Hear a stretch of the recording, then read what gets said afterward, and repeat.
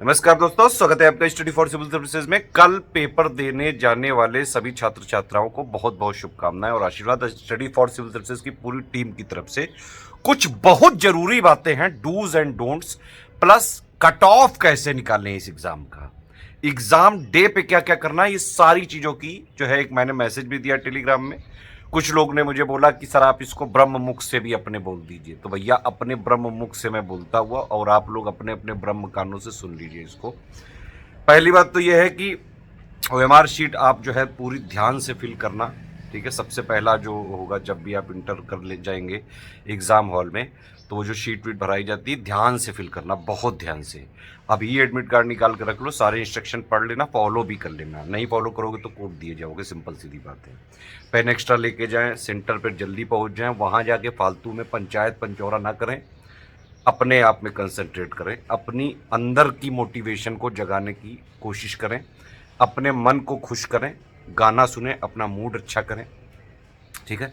इधर उधर जो है कई मैंने देखा है कुछ स्टूडेंट क्या करते हैं कि उनकी खुद की तैयारी बढ़िया होती है, खूब रिवीजन वीजन भी करके आते हैं, फिर वो लास्ट दिन जाते हैं बाकी जो लोग पढ़ रहे होते हैं उनको जो है बरगलाने, ठीक है।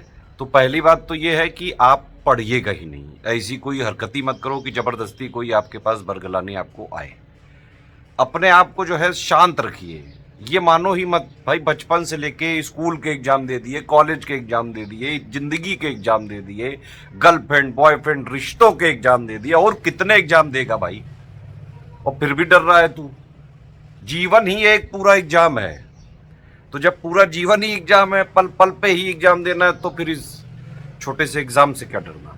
ऐसा ही समझ लो, बस समझ में आई बात। अपने आप में रहिए। दूसरी चीज, अच्छी नींद लेके जाइए।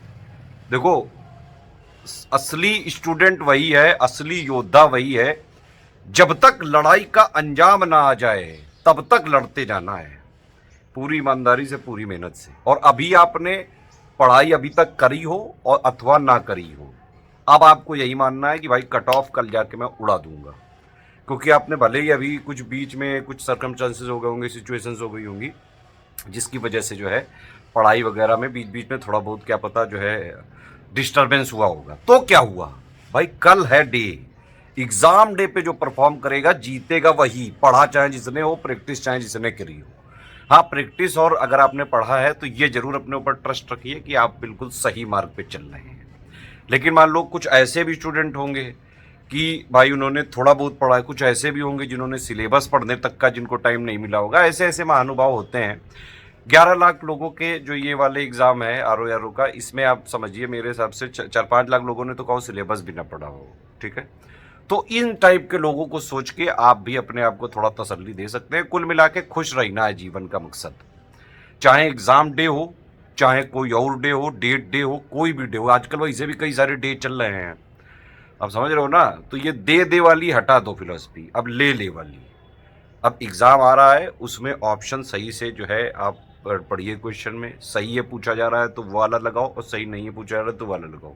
एग्जाम हॉल को बाहर मैं कहूँगा आप किसी से भी इंटरेक्शन करने से बचिए, ज़बरदस्ती का कंफ्यूजन हो जाएगा। आपने कुछ और जो है चीज़ें अपने अपने माइंड के हिसाब से चीज़ें बना रखी हैं, फ्रेम कर रखी हैं, आपकी माइंड और दिल की कुछ बातचीत हो रखी है, उस बातचीत में ज़बरदस्ती किसी तीसरे को ना घुसाइए, लिबिल लिबिल ना करो। अपने मकसद से जाइए भाई, एग्ज़ाम देने गए हो वहाँ पे चुपचाप खड़े रहो, जब बुलाया जाए अंदर जाके चुपचाप एग्जाम दे के आ जाओ, ठीक है।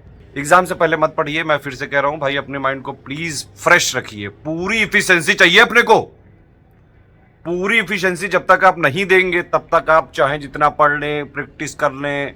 नींद अगर आपने नहीं ली है आज 8 घंटे की कम से कम फ्रेश माइंड होने के लिए, और एग्जाम से पहले आपने अपने माइंड को थोड़ा भटकाया नहीं कि भाई कुछ और किसी और चीज़ों में केस में लगा दो, मूवी में लगा दो, कोई सॉन्ग देख डालो। एग्जाम से जस्ट पहले जब आप एग्जाम हॉल के बाहर खड़े हो, अपने में खोए रहो यार, अपने आप को जगाओ, अपने आप को जागृत करो, अपने सेल्फ मोटिवेशन को पहचानो जिसमें पूरी दुनिया भरी हुई है। ये 2 कौड़ी के टीचरों का, 2 कौड़ी के मोटिवेशनल स्पीकरों का जो है टुटपुंजिए जो मोटिवेशनल ये सब चल रहा है, ये सब छोड़ो। ये क्षणिक मोटिवेशन होता है। अपने मन का अगर मोटिवेशन जगाना सीख गए तो जीवन भर मोटिवेट अपने आप रहोगे, किसी और से पूछने की जरूरत नहीं पड़ेगी कि तल मैं क्या तलूं, मैं डेली डीमोटिवेट हो जाता हूँ। अले तू लुल है, इसलिए तू डेली डीमोटिवेट हो जाता है। समझ में आती बात। एक और चीज, क्वेश्चन जैसे ही आप अटेम्प्ट करते हैं गोला फिल करते जाएं, ठीक है। फिर भैया कई लोग पूछ रहे हैं कि बेस्ट अटेम्प्ट क्या हो सकता है, कितने क्वेश्चन अटेम्प्ट करने चाहिए। भैया देखो, क्वेश्चन अटेम्प्ट उतने ही करें जिस हिसाब का पेपर है। अगर पेपर टफ आ गया तो सबके लिए टफ आएगा, सीरियस छात्रों की बात कर रहा हूं मैं। और अगर जो है पेपर इजी आ गया तो सबके लिए इजी आएगा। तो इजी आ जाएगा तो सब उड़ा के आएंगे, तो आप क्यों नहीं उड़ाओगे भाई, आप भी उड़ाओ जाके। और अगर टफ आ गया तो सबको आयोग उड़ा देगा, तो फिर आप कैसे बचोगे, आप भी कूटे जाओगे। जब आयोग सबको कूट रहा है तो कृपा आप पे भी बरसेगी। समझ में आ गई बात। लेकिन फिर भी एक अगर प्रीवियस ईयर के कट ऑफ देखें तो एक एनालिसिस मिलती है कि 140 नंबर कम से कम आपको नेट में लाने की कोशिश करनी। 1/3 निगेटिव मार्किंग का ध्यान रखना। ये बात हिंदी में 60 में 60 चाहिए अपने को किसी भी तरह। अगर एक आध क्वेश्चन गलत भी हो गया तब भी 55 तो चाहिए ही, उससे कम गए तो फिर पहले ही आप एग्जाम से बाहर हो गए, ठीक है। जीएस वाले पेपर में 140 का पेपर है। स्ट्रेटेजी समझिए क्या करना है। एटलीस्ट इसमें 2 बार जो है आपको पूरा पेपर करना चाहिए, 2 राउंड मतलब होने चाहिए। पहले राउंड में क्या करिए, एक क्वेश्चन से लेके 140 क्वेश्चन तक सारे क्वेश्चन को पढ़िए, ध्यान से पढ़िए, 1-2 सेकंड उसमें पढ़ने में दीजिए। एक और चीज ध्यान रखना, क्वेश्चन ध्यान से पढ़ना, सही है लिखा है कि सही नहीं है लिखा है, ये दोनों में जो है एग्जामिनर आपसे खेलता है, तो उस खेल में ना फंसना। समझ में आ गया हो। एग्जाम के टाइम अपने दिमाग भाई साहब को खोल के रखिए, अपने दिमाग भाई साहब की पूजा करिए, इसीलिए दिमाग भाई साहब को रेस्ट दीजिए 8 घंटे का, तभी वो फ्रेश माइंड होगा, तभी अच्छे से काम कर पाएगा। दिल की मत सुनना, दिल ज्यादा करे चुकुर चुकुर तो कूट दो उसको सीधा। हर बार ये ध्यान रखो कि 1/3 निगेटिव मार्किंग है। अगर आपने 3 गलत कर दिए तो एक सही वाला उड़ा दिया जाएगा। 200 क्वेश्चन है, 200 नंबर है, 140 का जीएस है, उसी में रीजनिंग है, 60 नंबर की हिंदी है, उसी में जो है 60 नंबर के हिंदी है, 60 क्वेश्चन है, ठीक है। तो हिंदी में पूरे के पूरे नंबर लाने की कोशिश करनी है। जीएस में कोशिश करिए 140 में 80-85 नेट में चाहिए ही चाहिए। तरीका यही है, 1 से लेके 140 तक सारे क्वेश्चन पढ़िए।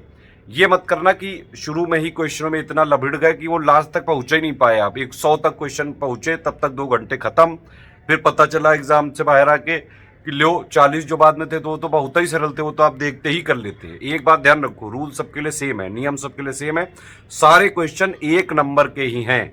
तो किसी भी क्वेश्चन को एक्स्ट्रा तवज्जो जो है देने की जरूरत नहीं। कोई आपकी गर्लफ्रेंड नहीं कि जबरदस्ती उसी के पीछे पलोगे, मुझे मत छोड़ो, मैं कहाँ लूंगा, मैं क्या चलूंगा, इसे ना करना।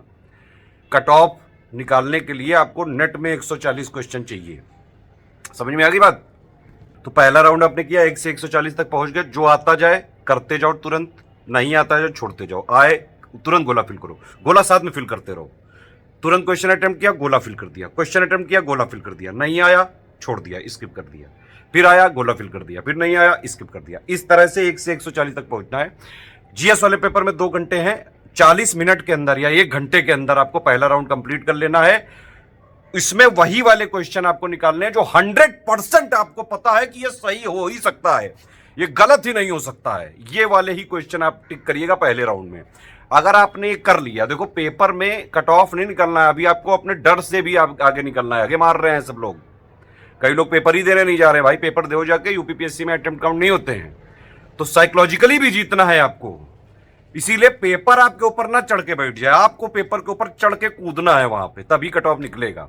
कैसे, ये नहीं मतलब लिटरली मत करना कि भाई पेपर पहले राउंड में अगर आपके 60-70 सही हो गए तो लिटरली आप जो है डेस्क पे खड़े होकर नाचने लगे, ओ यो यो यो मदा दई, ये सब नहीं।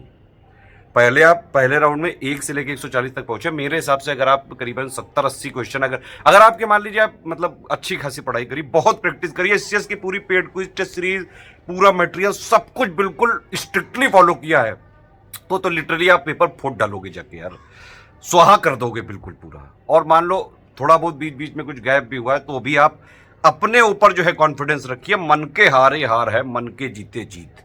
एग्जाम डे में किसी से पार्शियलिटी मत करो, अपने आप को सबसे ऊपर रखो, बाकी दुनिया लुल्ल है, मैं होऊंगा, ये समझना है बात, ठीक है।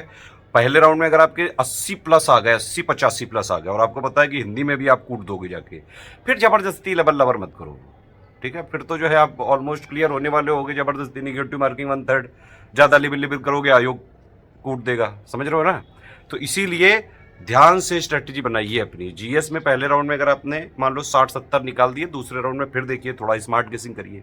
लगातार प्रैक्टिस करने से फायदा होता है। मैच द फॉलोइंग वाले ऑप्शन में देखिए ध्यान से, एक पकड़िए, इलिमिनेशन होता है ज्यादातर केसेस में।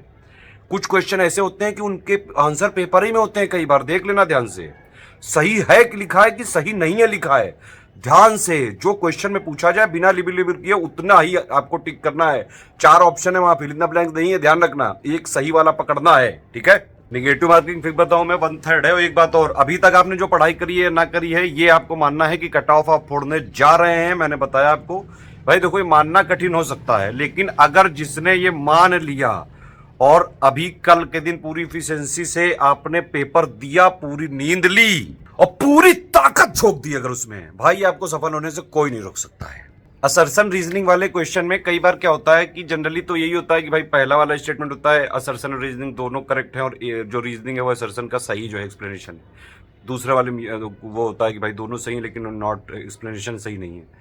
लेकिन ध्यान रखना, यूपीपीएससी आयोग इसमें भी खेल देता है, कभी कभी पहला ऑप्शन ही देता है A is false B is true, तो ध्यान से देख के करना।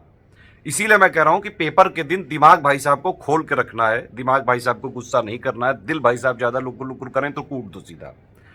समझ में आ गई बात, सारी चीजें क्लियर हो गई। और अपने मन से एक भ्रम निकाल दो कि 100% कोई ना कर पाया है आज तक, ठीक है। 200 में 200 ना ला पाया है कोई, ना कभी कोई ला पाएगा, ना आयोग लाने देगा, और ना ये हो सकता है, ये पहले ही मान लो। सिर्फ और सिर्फ और सिर्फ प्री का कट ऑफ क्लियर करना है आपको कल। समझ में आई बात कि नहीं? इतना वीडियो अगर आपने सुन लिया है और सारी चीजें मान ली हैं, आप ये खुद को मानना चालू कर रहे हैं कि हाँ मैं कट ऑफ कल क्लियर कर रहा हूं, फोड़ डालूंगा जाके, दुनिया की ऐसी तैसी प्री का कट ऑफ निकालूंगा मैं। पूरी बात समझ में आ गई? सारी चीजें कर लोगे, डरोगे तो नहीं, हग तो नहीं मारोगे, पेपर देने जाओगे ना, है ना, वोट डालोगे जाके, जैसे बताया वैसे करोगे, पहले साइकोलॉजिकली जीतोगे, गोला 7 फिल करोगे, इंस्ट्रक्शन अभी पढ़ लोगे, सारी बातें क्लियर हो गई, वोट डालोगे जाके एग्जाम में। स्टडी फॉर सिविल सर्विसेज का पूरा आशीर्वाद आपके साथ है। जाओ खेलो अपने पेरेंट्स और स्टडी फॉर सिविल सर्विसेज को प्राउड ला के दिखाओ।